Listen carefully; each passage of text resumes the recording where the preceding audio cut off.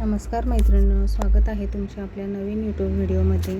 तर आज आपण पाहणार आहोत एल्बो स्लीव्ज म्हणजेच कोपरापर्यंतची बाहीची अगदी परफेक्ट फिटिंग. त्यासाठी लागणारी मापे मी वरती दिलेली आहेत. बाहीची लांबी आहे आपली 9 इंच, त्यामध्ये 1 इंच प्लस करून 10 इंचावर मी मार्क केलेला आहे. त्याचबरोबर मोंढाचा घेर आहे हा 15 इंच. 15 इंचाच्या निम्मे करून 7.5 इंच होते आणि 7.5मधून अर्धा इंच पुन्हा कमी केलं तर 7 इंचावर मी मार्क केला आहे. त्यानंतर बाहीची कॅप हाईट घेतलेली आहे मी 3.5 इंच आणि 3.5 इंचानंतर 1.5 इंच ही शिलाई मार्जिन घेतलेली आहे. पहा, शिलाई मार्जिनची लाईन आखून घेतली. त्यानंतर व्हिडिओत दाखवल्याप्रमाणे क्रॉस लाईन जॉईंट करून घ्यायची आहे. या पद्धतीने व्हिडिओत दाखवलं आहे पहा मी व्यवस्थित, त्या पद्धतीने तुम्ही क्रॉस लाईन आखून घ्यायची आहे. आता या क्रॉस लाईनचे आपल्याला टोटल 4 भाग करायचे आहेत. अगदी मोजत बसण्यापेक्षा व्हिडिओत दाखवल्या प्रकारे तुम्ही बाहीचे 4 भाग अगदी सोप्या पद्धतीने करू शकता.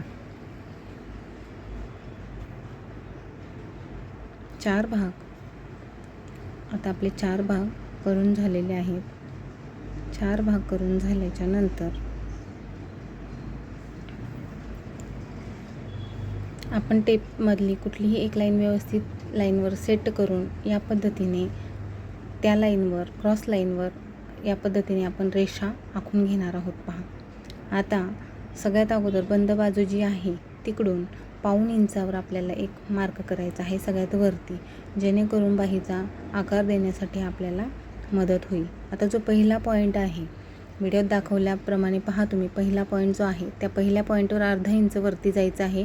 मिडल पॉईंटला काहीच करायचं नाही आहे आणि जो तिसरा पॉईंट आहे त्यालाही अर्धा इंच खाली जायचं आहे. पहा, आणि खाली गेल्याच्या नंतर जो 1.5 इंचाचा मार्क केला आहे तिथून आपल्याला आकार देण्यासाठी सुरुवात करायची आहे.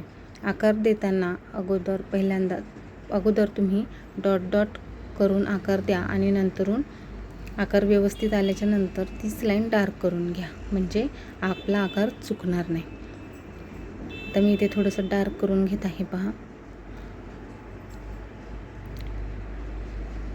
हा झाला आहे आपला मागच्या भागाचा मोंढाचा आकार.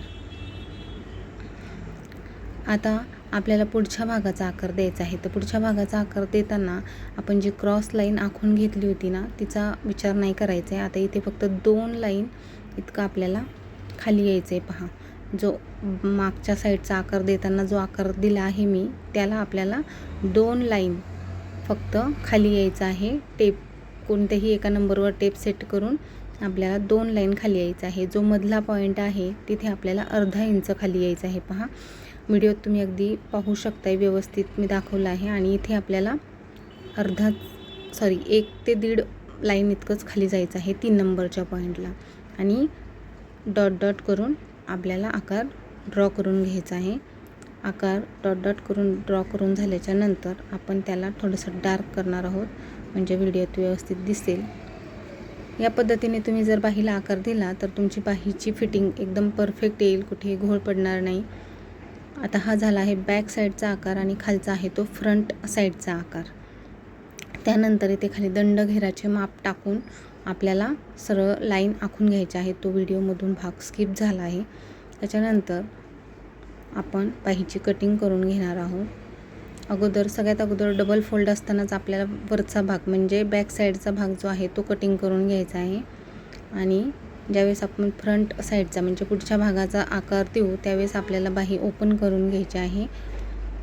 इथे मी नॉचेस दिलेले आहेत. पहा, म्हणजे आपल्या सेंटर लक्षात राहील. आता मी बाही ओपन करून तिचं कटिंग करून घेते, पुढच्या भागाचं कटिंग करून घेते. पहा,